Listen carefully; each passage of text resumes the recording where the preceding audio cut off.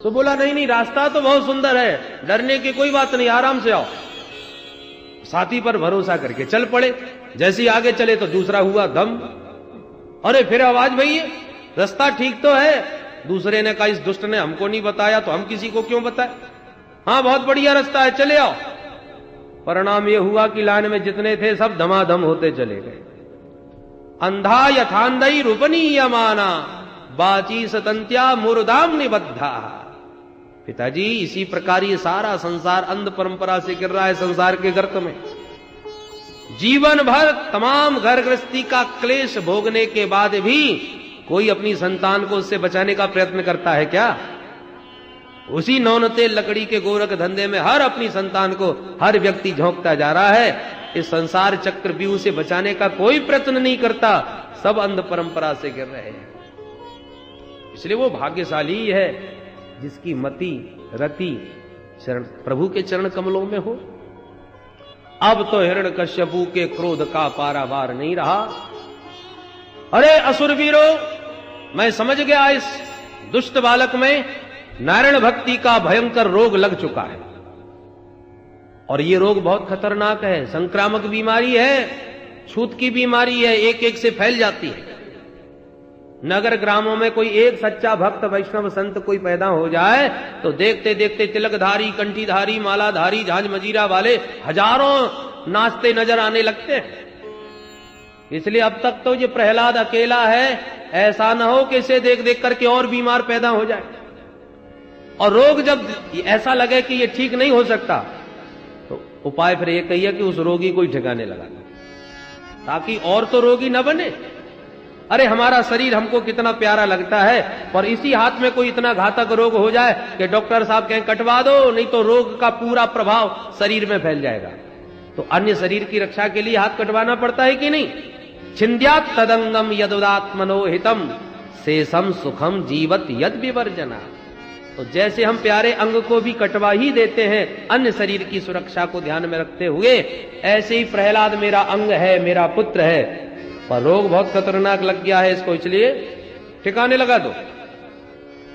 अनेक असुर टूट पड़े प्रहलाद जी के ऊपर, उठा करके ले गए। दिग्गजैर दंतसूकश्च अविचारावपातनैः मायाभिः सन्निरोधश्च गरदानैरभोजनैः। बड़े बड़े पर्वत शिखरों से गिराया, पानी में डुबाया, अग्नि में जलाया, विषपान कराया, भोजन पर प्रतिबंध लगाया, सारे प्रयत्न कर लिए पर सब विफल हुए। होलिका देवी स्वयं जलाने आई पर स्वयं जल के राख की ढेर हो गए। अग्नि शीतल हुई तो प्रहलाद जी की इस प्रतिभा से प्रसन्न हो गए। प्रहलाद जी के जितने मित्र थे उस अग्नि की राख को ही एक दूसरे के ऊपर उड़ा उड़ा करके उत्सव मनाने लगे। तो होलिका दहन जिस दिन होता है उसके दूसरे दिन धुलेट, उसको धूल से ही लोग खेलते हैं एक दूसरे से। परंतु कुछ हिरण्यकश्यपु के भी समर्थक लोग थे, वो उठा उठा के नालियों में पटकने लगे। तो दोनों ही प्रकार के दृश्य देखने को मिलते हैं होली में। कुछ उठा उठा करके कीचड़ और मलमूत्र में गिराते रहते हैं, और जो प्रहलाद जी के प्रिय सखाजन होते हैं वो एक दूसरे को गुलाल लगाते हैं, तिलक उत्सव मनाते हैं, एक दूसरे के गले मिलते हैं। प्रहलाद जी के प्राण बच गए इस बात की उमंग हर्ष उनके हृदय में होता है। तो महाराज उत्सव मना, परंतु हिरण्यकश्यपु अब चिंता में पड़ गया। चिंताम दीर्घतमाम प्राप्त, सिर पकड़ के बैठ गया। क्या बात है, नेक्सा बच्चा चमत्कारी है, अब इसे मैंने कदाचित नहीं मारा तो ये मेरी मौत का कारण बन सकता है।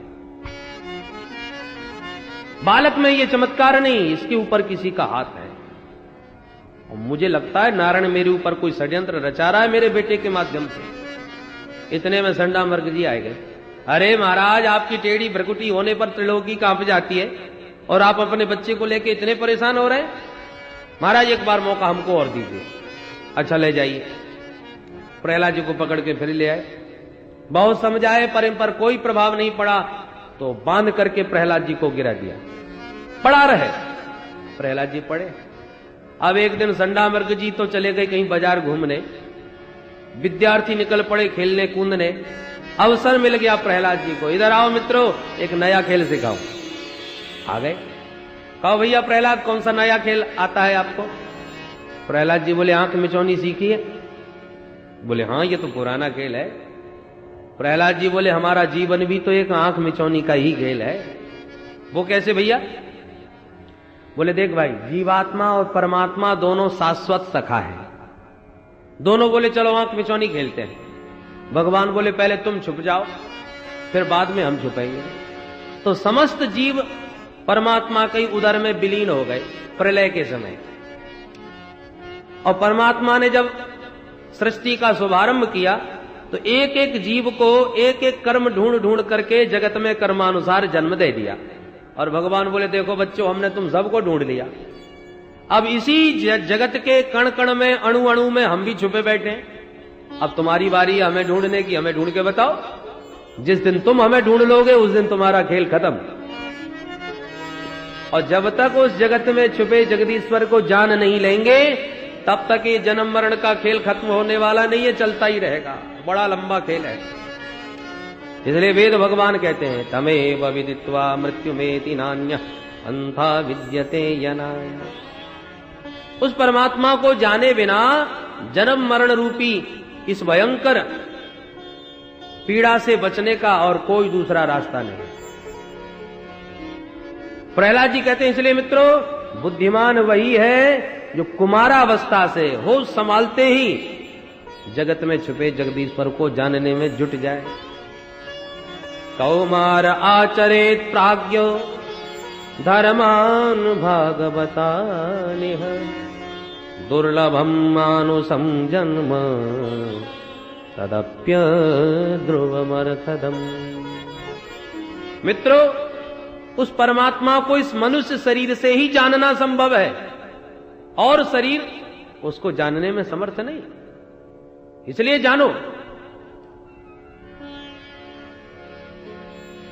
एक विद्यार्थी बोला, अब देखो गुरुजी तो है नहीं, तो जब विद्यालय में गुरुजी नहीं होते ना तो विद्यार्थी स्वतंत्र हो जाते हैं।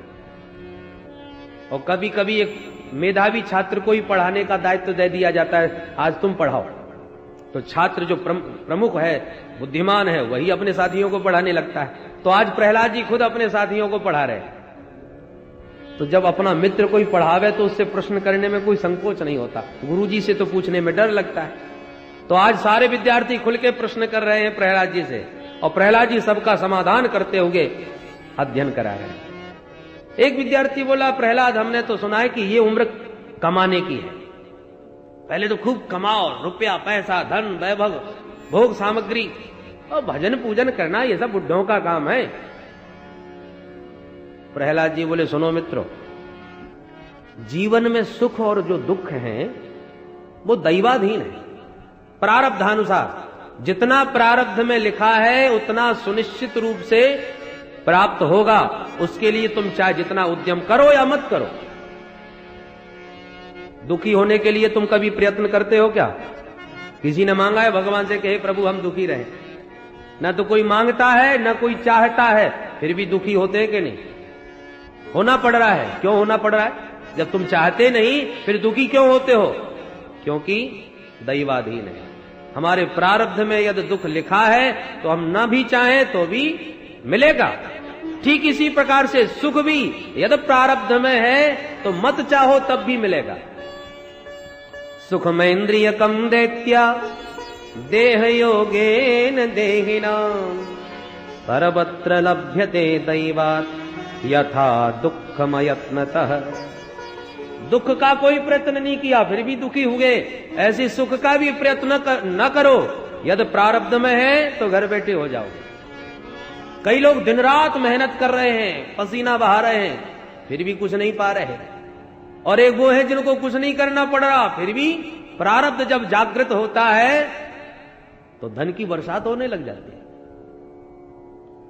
तो सर्वत्र लभ्यते दैवात्। जंगल में भी जाके बैठ जाओगे तब भी तुम्हारा प्रारब्ध तुम्हारी भोग सामग्री को वहीं पहुंचा देगा।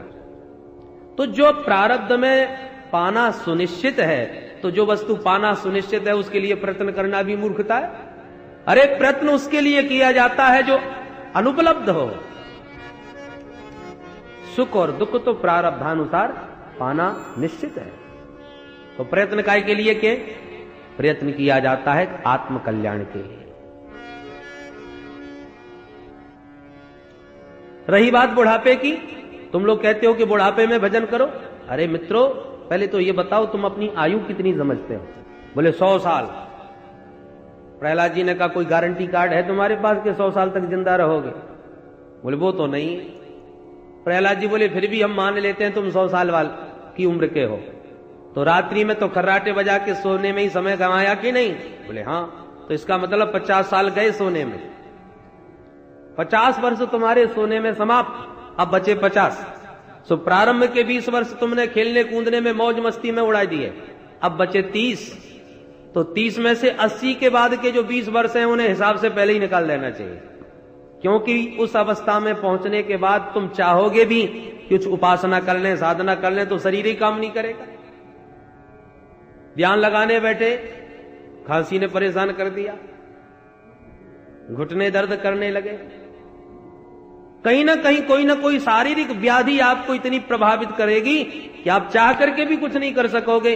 तो बताओ अब 100 साल की उम्र में कौन सा समय है तुम्हारे पास भजन का? जिंदगी जब तक रहेगी फुर्सत न होगी काम से, कुछ समय ऐसा निकालो प्रेम कर लो राम से। 10 वर्ष जो युवावस्था के बचते भी हैं तो कथम प्रियाया अनुकंपिताया संगम रहस्यम रुचिरांश मंत्रान। जहां विवाह हुआ नहीं कि देवी जी के मंत्र नित्य कान में सुनाई पड़ेंगे कि आज नमक खत्म हो गया, आज बच्चों की फीस जमा करनी है, आज ये करना है, उसी प्रपंचों में 1 मिनट की फुर्सत नहीं मिलेगी तुम्हें। युवावस्था में मित्रों धन की तृष्णा इतनी बलवती हो जाती है, क्या एक चोर नहीं जानता कि पकड़ा गया तो क्या दुर्दशा होगी? जेब कट को नहीं मालूम कि जेब काट रहा हूं, यदि पकड़ा गया तो क्या विडंबना होगी? तस्करों को, डकैतों को नहीं मालूम कि कोई भी गोली हमारी जीवन की अंतिम श्वास ले सकती है, पर इसके बाद भी धन के पीछे भाग रहे हैं। क्यों? क्योंकि प्राणभ्योऽपि ईप्सितः, वो धन प्राण से भी अधिक प्यारा लगने लगता है, और प्राण सबसे प्यारे होते हैं, और धन की इतनी तृष्णा कि प्राणों की बाजी लगा करके धन के पीछे भागता है। इसलिए मित्रों, जीवन कितना भी बड़ा हो, फुर्सत का क्षण कभी नहीं होता। एक ने कहा प्रहलाद एक बात पूछूं? बोले पूछो। कि ये बातें हमारे गुरुजी तो हमें कभी नहीं सिखाते, फिर तू कहां से सीख जाता है? तुझे किसने सिखाई ये सब बातें? प्रहलाद जी कहते हैं मेरी मनमुखी बातें नहीं है, मुझे भी अपने गुरुदेव से प्राप्त हुई। कौन से गुरुदेव हैं भैया तेरे? हमारे गुरुजी तो कभी नहीं पढ़ाते। हमारी तुम्हारी उम्र एक, हमारा तुम्हारा विद्यालय एक, हमारे तेरे गुरुजी भी एक, फिर ये बातें कौन से गुरुजी ने सिखाई दी? प्रहलाद जी बोले जब मैं मां के पेट में था ना, उस समय इंद्र ने आक्रमण करके मेरी मां का हरण कर लिया। मेरी मां चिल्ला रही थी, रो रही थी, इतने में देवर्षि नारद ने इंद्र को डांट के भगाया और मेरी मां को बचा लिया। मेरी मां ने नारद जी के चरण पकड़ लिए। तब नारद जी ने कहा बेटी, जब तक तेरे पति तपस्या करके नहीं आते तब तक तू निश्चिंत आश्रम में रहे, और हम तुझे आशीर्वाद देते हैं जब तक तेरी इच्छा नहीं होगी तब तक तेरा बालक जन्म ही नहीं लेगा। क्षमा इच्छा प्रसूत है, तू जब चाहेगी तभी पुत्र जन्म देगा। मेरी मां ने मुझे गर्भ में ही धारण करके रखा, और नारद जी महाराज मेरी मां को बड़ा सुंदर सुंदर उपदेश दिया करते थे, और मातृ गर्भ में मैं भी सब सुनता रहता था। इसलिए मां के गर्भ में ही मैंने नारद जी को अपना गुरुजी मान लिया, और ये सारा ज्ञान उन्हीं का दिया हुआ है। विद्यार्थी बोले गजब हो गया, इसका मतलब हमारे गुरुजी ठीक ही कहते थे, ये पढ़ा पढ़ाया ही पैदा हुआ है। मां के गर्भ में तू सब सीखे आया। प्रहलाद कुछ भी हो, तेरी बातें हमारे मन को बहुत प्रभावित करती हैं। अरे कभी कभी तो तेरे साथ खूब नाचने गाने का मन होता है तेरी भक्ति को देखकर, और जब तेरे पिताजी की सूरत याद आती है तो हिम्मत टूट जाती है। वो बड़े क्रोधी है, भैया हमको जिंदा नहीं छोड़ेंगे। प्रहलाद जी बोले एक बात बताओ, भगवान कोई मेरे घर के हैं क्या? तुमने नहीं देखा प्रभु के प्रेम में जब मैंने प्रभु का स्मरण किया तो क्या मेरा कुछ बिगड़ सका? कोई बिगाड़ सका मेरा कुछ? तो जब प्रभु मेरी रक्षा करते हैं तो क्या वो तुम्हारी नहीं करेंगे? अरे मित्रों, देवो सुरो मनुष्यो वा यक्षो गंधर्व एव च भजन मुकुंद चरणम स्वस्तिमान् स्याद् यथा वयम्। कोई देवता हो, यक्ष हो, गंधर्व हो, किन्नर हो, मानव हो, दानव हो, कोई भी हो, कैसा भी हो, पर भजन मुकुंद चरणन स्वस्तिमान स्यात् यथा वयम। जैसे प्रभु ने मुझे दैत्य कुल में उत्पन्न प्रहलाद पर अनुग्रह किया, ऐसी भगवान का जो भजन करे, हरि को भजे सो हरि को होई, वो भगवान का हो जाता है, भगवान उसकी रक्षा करते हैं। बात जच गई विद्यार्थियों के मन में और बोले, प्रहलाद भाई कुछ भी हो या तू हमें विश्वास दिलाता है तो हम भी तेरे साथ हैं। आज तेरे साथ ही नाम संकीर्तन करेंगे, क्योंकि गुरुजी विद्यालय में है नहीं, आज ही मौका बढ़िया है। प्रहलाद जी बोले, तो हो जाओ तैयार, चिंता मत करना, सब संभाल लूंगा। सारे विद्यार्थी झूम उठे प्रहलाद जी के साथ और झूम झूम के नाचना गाना प्रारंभ कर दिया। राधा राधा कृष्ण राधा राधा राधा कृष्ण राधा राधा राधा कृष्ण राधा राधा राधा कृष्ण राधा।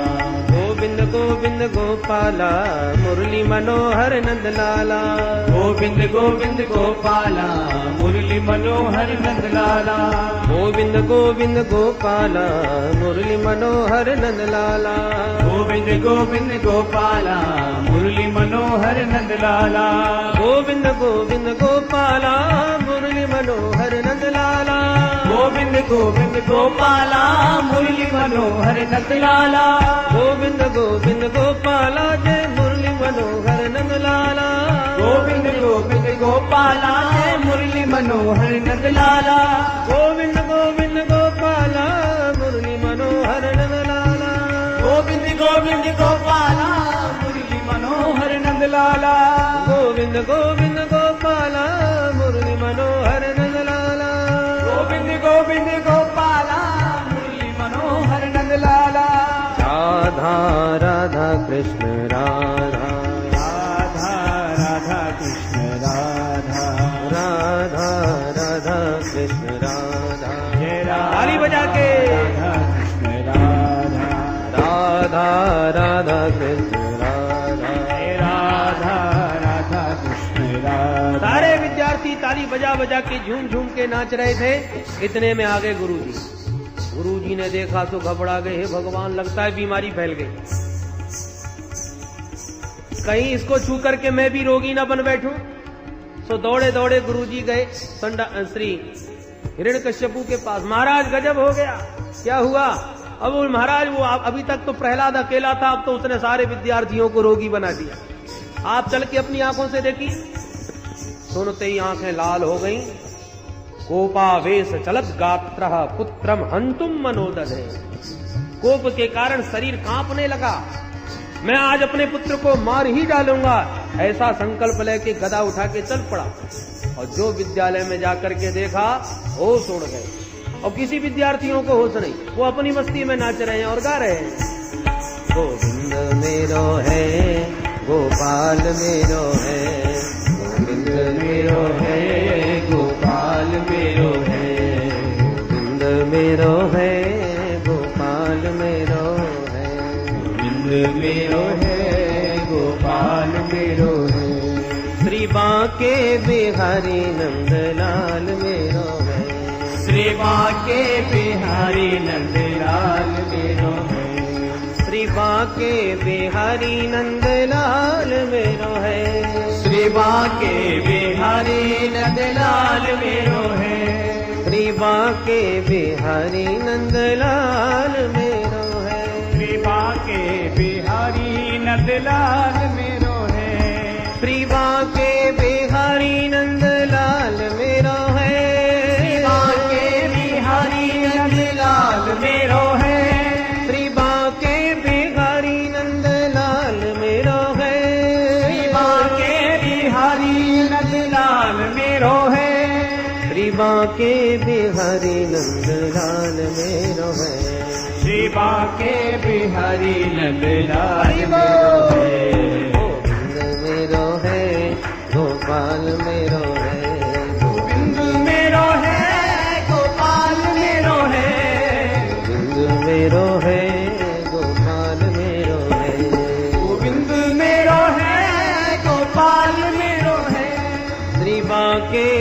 बिहारी नंदलाल मेरो है, श्री बांके बिहारी नंदलाल मेरो है। हिरण्यकश्यपु ने अट्टहास किया और कीर्तन सन्नाटे में बदल गया। जो जहां जैसे खड़ा था बेचारे सब विद्यार्थी वैसे ही खड़े रह गए।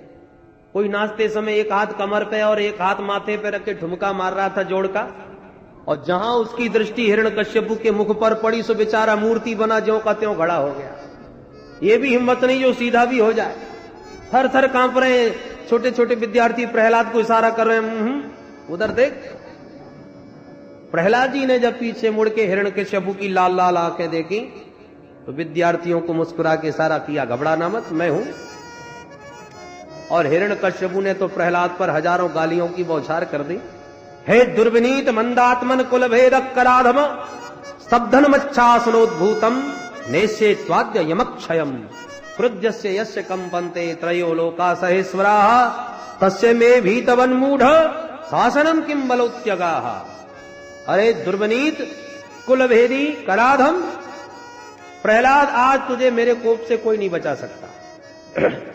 मैं क्रोध करता हूं तो त्रैलोक्य कांप जाता है। ऐसा कोई शक्तिशाली नहीं जो मेरा सामना कर सके।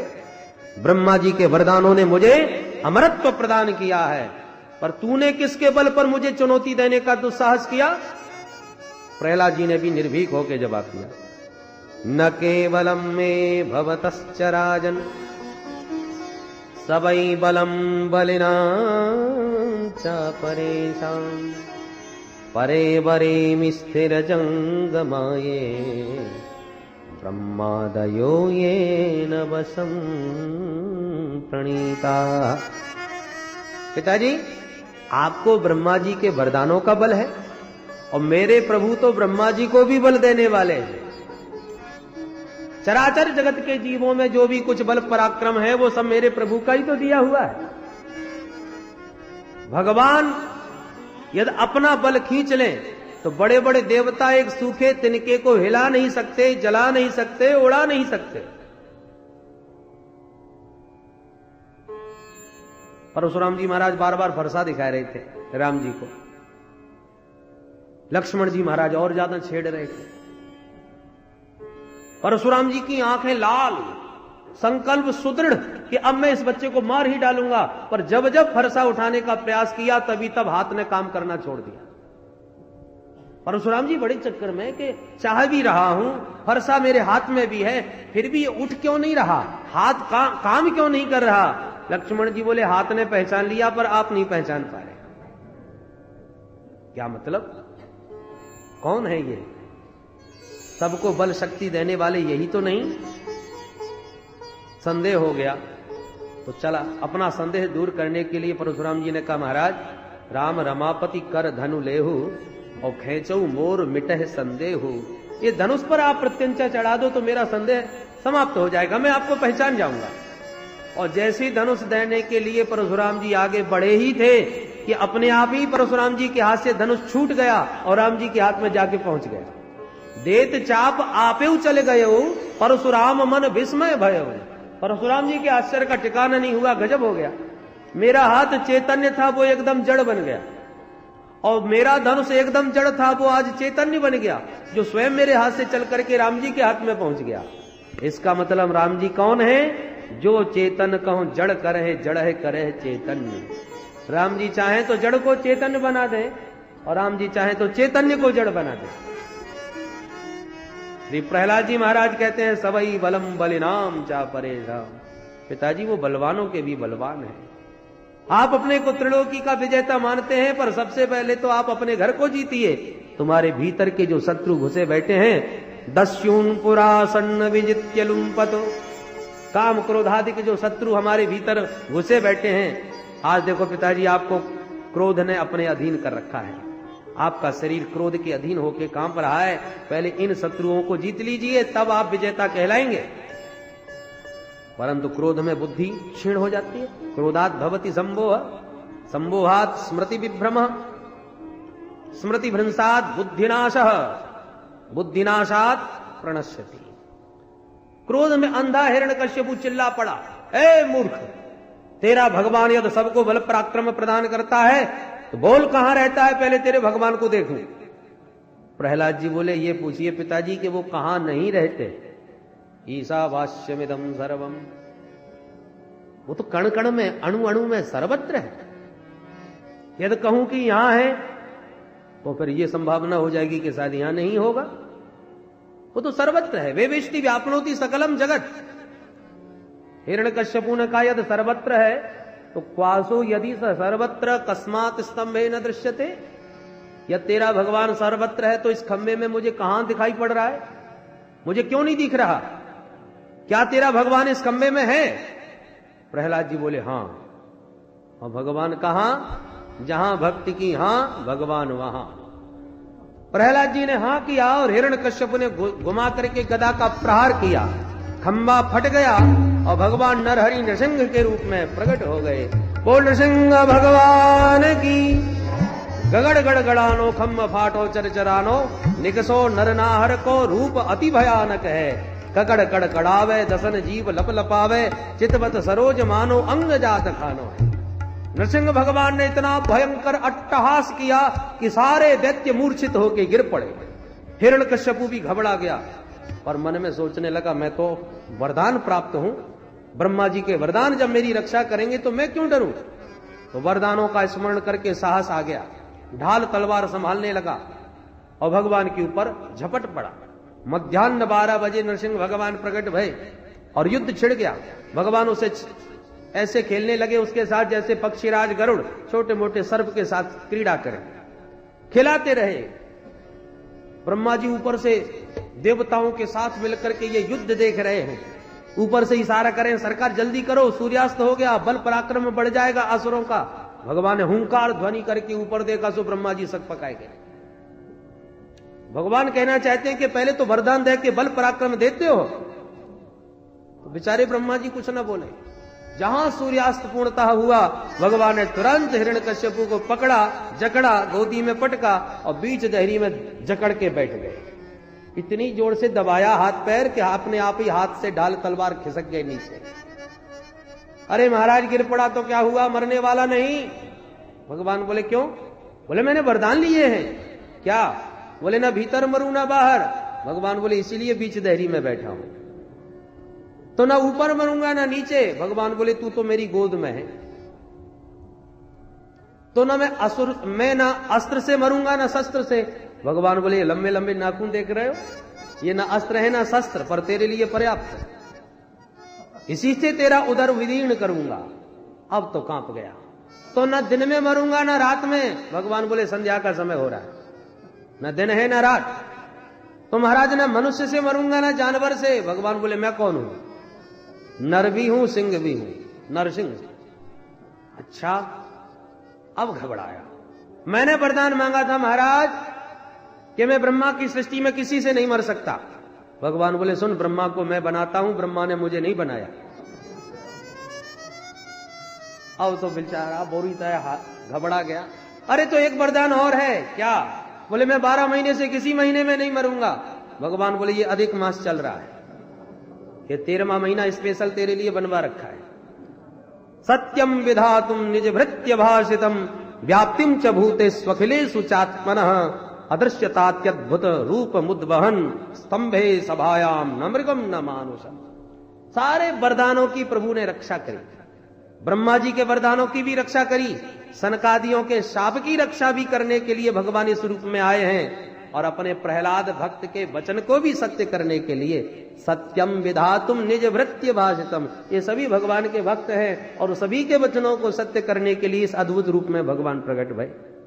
और अंत तो गत्वा वरदानों की रक्षा करके अपने विशाल नखों को हिरण्यकश्यप के उदर में गाप कर उसकी आंतों को चीर करके बाहर निकाल लिया और उनकी आंतों को बाहर निकाल करके उसकी माला धारण कर ली। अब तो रक्त रंजित भगवान का कर कमल और बड़ा भयंकर मुख देख करके देवता भी थर थर कांप गए। एक और जहां असुर हिरण्यकश्यपु के वध की प्रसन्नता हो रही है कि असुर राज मर गया, हमारा आतंक समाप्त हो गया, परंतु फिर भी भगवान के इस उग्र रूप को पहली बार देखा। इतना उग्र रूप देख करके देवताओं का साहस नहीं होता कि सामने जाके दंडवत करे आवे। पर फिर भी भगवान ने इतना बड़ा महान कार्य किया है तो स्तुति तो करना ही चाहिए। ब्रह्मा बाबा आए, हाथ जोड़ के स्तुति गाने लगे। नतोस्मे अनंताय दुरंत शक्तये विचित्र वीर्याय पवित्र कर्मणे। हे प्रभु, आपकी अनंत शक्ति को प्रणाम है, आपके इन पवित्र कर्मों को प्रणाम है। इस प्रकार विविध स्तुति करने लगे, पर जो भगवान ने अट्टहास किया तो बेचारे भागते नजर आए। ब्रह्मा जी का हंसी फड़फड़ा के उड़ता चला गया। बोले बाबा नादिया पर बैठ करके स्तुति करने आए। भगवान ने टेढ़ी निगाह से नादिया देखा, सो नादिया तो बेचारा शेर से वैसी घबराता है, बैल पूंछ उठा के भागता है नजर आया। एक एक करके सब आए, पर कोई सामने टिक ना पाए। पर जब मनु लोग आए तो भगवान ने एकदम पूछ दिया, कौन हो तुम?